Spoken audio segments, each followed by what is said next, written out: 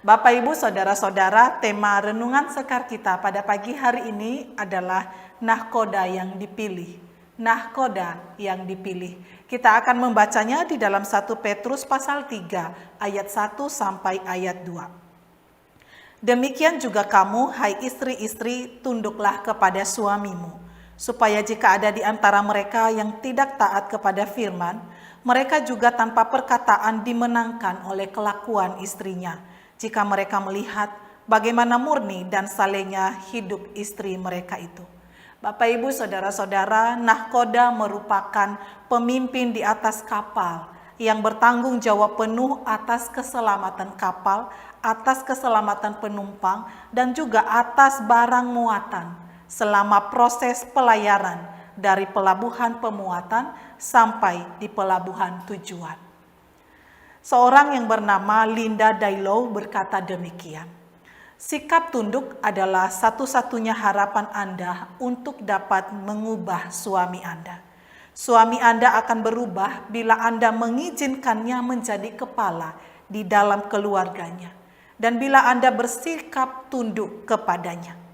Ia tidak akan berubah bila Anda hanya mengomelinya, merendahkannya, memberinya saran-saran, mengingatkannya, atau mengguruinya. Saudara yang dikasihi oleh Tuhan Yesus, firman Tuhan berkata bahwa Allah telah mempercayakan kepemimpinan keluarga kepada suami, dan ini merupakan ketetapan Allah yang sengaja atau tidak sengaja seringkali diabaikan oleh kita di dalam keluarga. Menarik saudara, Allah tidak hanya menetapkan siapa pemimpin dan siapa yang harus tunduk, tetapi Allah juga memberi standar jelas bahwa sang pemimpin sebagai kepala harus mengasihi istri seperti Kristus mengasihi jemaatnya. Demikian juga istri tunduk kepada pemimpin seperti tunduk kepada Kristus. Bapak, Ibu, Saudara-saudara, masalahnya suami sebagai kepala seringkali merasa sudah memimpin sesuai standar Tuhan, dan istri merasa sudah tunduk pada suami sesuai dengan standar Tuhan. Bapak, Ibu, Saudara-saudara, tidak mudah untuk tetap menaruh hormat dan respek kepada seorang pemimpin yang tidak taat pada firman Tuhan. Namun dalam bagian firman Tuhan ini, ketertundukan istri kepada suami mengerjakan hal-hal yang besar. Firman Tuhan berkata, demikian juga kamu, hai istri-istri, tunduklah kepada suamimu, supaya jika ada di antara mereka yang tidak taat kepada firman, mereka dimenangkan oleh kelakuan istrinya, jika mereka melihat bagaimana murni dan salehnya hidup istri mereka itu. Bukan sebuah kecelakaan, bukan sebuah kesalahan, bukan sebuah keputusan yang tidak beralasan ketika Allah menetapkan perempuan sebagai penolong. Terlihat jelas dalam bacaan ini bahwa dampak dari hidup istri yang tunduk pada suami dapat memenangkan suami yang tidak taat pada firman Tuhan. Ingin mengubah suami? Tidak dengan kata-kata, tetapi dengan kelakuan. Mereka tanpa perkataan dimenangkan. Luar biasa Bapak, Ibu. Istri itu memiliki kekuatan yang sangat hebat. Dia adalah penolong yang menghasilkan perubahan yang besar. Mereka, yaitu para suami, tanpa perkataan dimenangkan oleh kelakuan istrinya. Jika mereka melihat bagaimana murni, bagaimana salehnya hidup istri mereka. Bapak, Ibu, Saudara-saudara yang dikasihi oleh Tuhan Yesus, jika para suami tidak berubah, mungkin karena kita para istri terlalu banyak kata-kata yang kita ucapkan.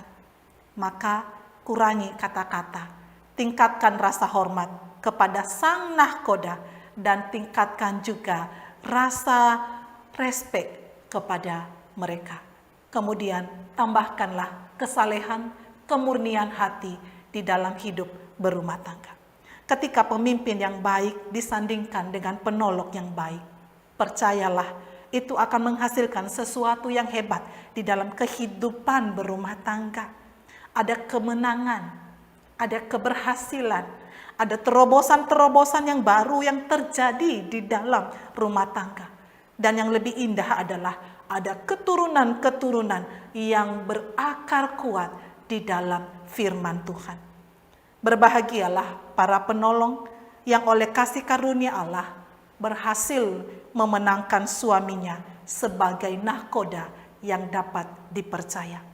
Anak-anaknya akan bangun dan menyebutnya berbahagia, pula suaminya memuji dia.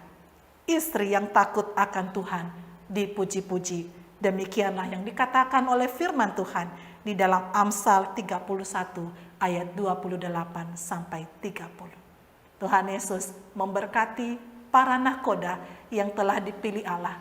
Dan Tuhan Yesus juga memberkati para penolong yang baik yang oleh kelakuan hidupnya dapat memenangkan suaminya.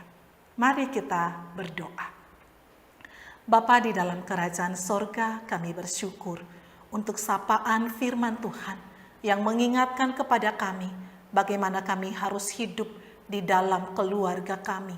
Standar hidup kami bukan ego kami, standar hidup kami bukan hukum-hukum yang tersebar meluas di tengah-tengah dunia ini. Standar hidup kami adalah firman Tuhan. Oleh sebab itu, berkatilah untuk para nahkoda yang telah Engkau pilih untuk menjadi pemimpin di dalam keluarga.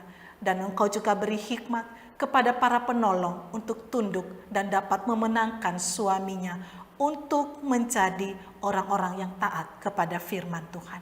Terpujilah nama Tuhan, kami menyerahkan serangkaian kegiatan kami di sepanjang hari ini.